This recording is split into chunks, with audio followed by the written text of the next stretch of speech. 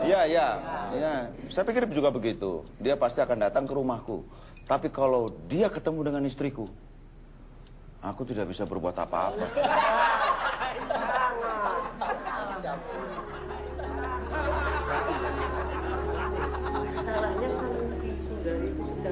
Orang-orang yang kami harapkan untuk menolong malah mengatakan hal-hal yang menyakitkan hati.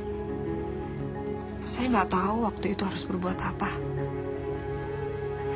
Saya pikir hanya Tuhan yang bisa menolong kami. Kamu kan masih kecil, Mbak, waktu itu. Ya, saya tidak pernah ke lapangan itu lagi. Sampai akhirnya uang pensiun Bapak cair, kami pindah ke Semarang. Ibu buka toko kecil di rumah baru kami untuk memenuhi kebutuhan hidup. Namun itu benar-benar sebuah perjuangan. Sampai akhirnya ibu memutuskan menyerahkan 2 adik perempuan dan 1 adik laki-lakiku diadopsi oleh orang lain. Saya juga dengar keadaan Bulik Sundari bertambah buruk. Setelah anak laki-lakinya lahir, ia pindah ke Sukoharjo dan tinggal dengan nenekku. 2 tahun berlalu, itu tahun-tahun yang sulit untuk dilalui.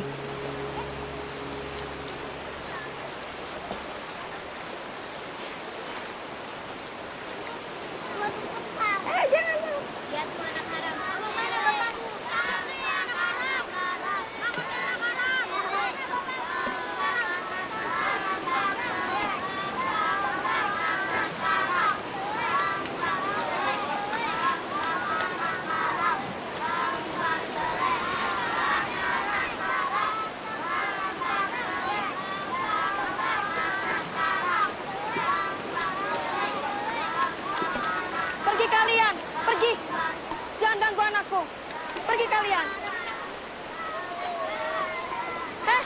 Kenapa kalian diam saja? Itu kan anak-anak kalian. Jadi begitu cara kalian mendidik dan membesarkan anak-anak kalian. Anak kalian yang haram, bukan anakku. Hei, nggak ada yang nyuruh kamu bawa masalahmu ke sini, tahu? Maksudmu, kamu mau mendidik kami? Bagaimana kami harus mendidik anak-anak kami? Hah? Lalu siapa yang mendidik kamu supaya kamu tidur dengan setiap laki-laki yang kamu temui? Paling tidak, aku menunggu sampai menikah untuk punya anak.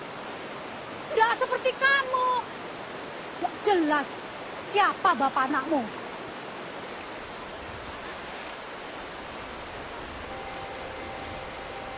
Siapa bapak anakmu?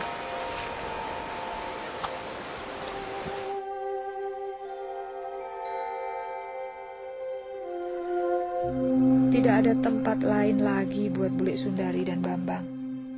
Mereka meninggalkan Sukoharjo dan datang ke Semarang. Bertentangan dengan keinginan saya, ibu ternyata mendengarkan permohonan Bulik Sundari dan memutuskan untuk menerima mereka. Bagi saya waktu itu, masalah sudah cukup banyak.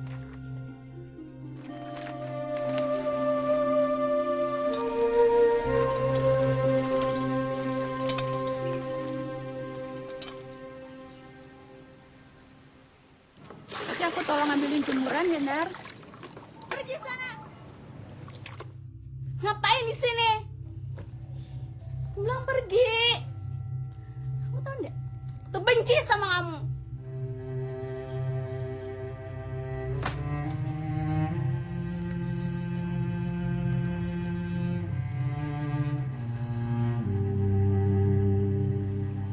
Kondisi lagi, Nar. Sudahlah, nggak usah khawatir. Kan ada Dini yang jaga.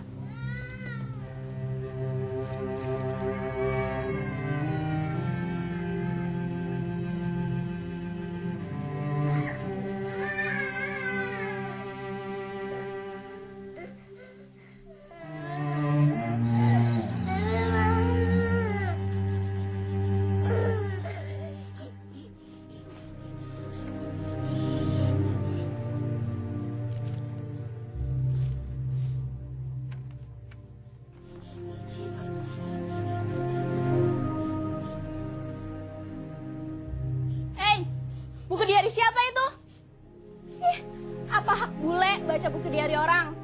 Bos ini nggak? Bos ini.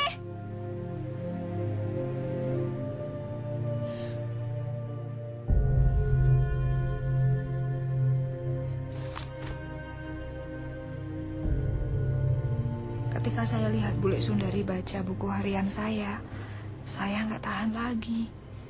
Lagi pula, hal-hal kejam yang saya tulis tentang dia dan Bambang benar kok. Setidaknya benar bagi saya. Akhirnya, saya mengatakan kepada ibu untuk memilih saya atau mereka. Mestinya saya senang bule Sundari sama Bambang kembali ke Sukoharjo. Tapi kemudian kemarahan saya kepada mereka beralih kepada ibu. Saya tahu ibu akan menikah lagi. Itu sebuah keputusan yang tidak dibicarakan dengan seorang pun di dalam keluarga. Dan saya mulai berpikir, apa gunanya sholat 5 waktu? Atau nggak boleh bohong di sekolah? Atau apa gunanya menjauhkan diri dari dosa? Kalau akhirnya toh saya tidak bisa masuk surga karena tidak dapat memaafkan ibu. Semuanya itu membuat saya marah. Sampai akhirnya saya berkesimpulan untuk tidak lagi peduli pada agama. Saya tidak peduli dengan sopan santun. Saya hanya ingin bebas. Saya ingin melakukan apa saja yang ingin saya lakukan. Dan saya memutuskan tidak seorang pun dapat menghalangi saya, termasuk agama.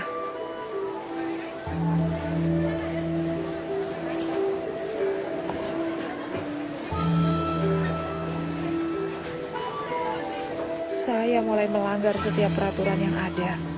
Waktu itu saya kelas 1 SMA. Saya melakukan apa saja yang saya mau. Tapi kemudian saya melihat hal-hal yang mengejutkan. Saya melihat seorang teman saya merangkak begitu rupa di atas lantai. Dia alami pendarahan karena keguguran. Atau teman saya lainnya yang dipenjara karena ia tertangkap basah mencuri. Dan saya mulai bertanya pada diri saya sendiri, apa kehidupan seperti ini yang saya inginkan?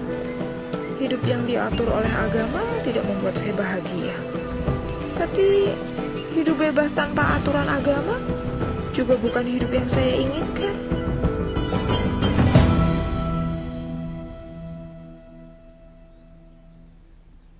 Kemudian Ramadan tiba.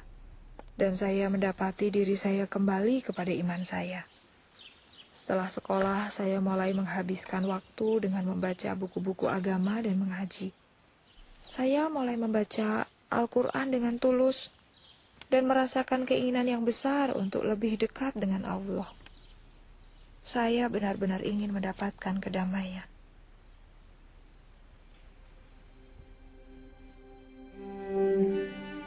Saya mulai mempersiapkan diri untuk sholat tahajud.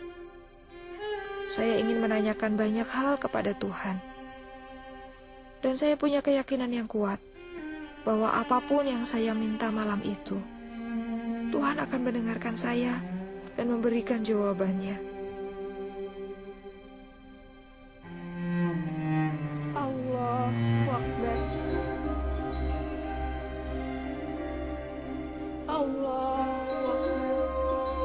Lalu saya tahajud menurut ayat-ayat tertentu yang saya sudah hafalkan. Warahmatullah. Assalamualaikum warahmatullah. Saya benar-benar hancur hati dan menangis kepada Tuhan.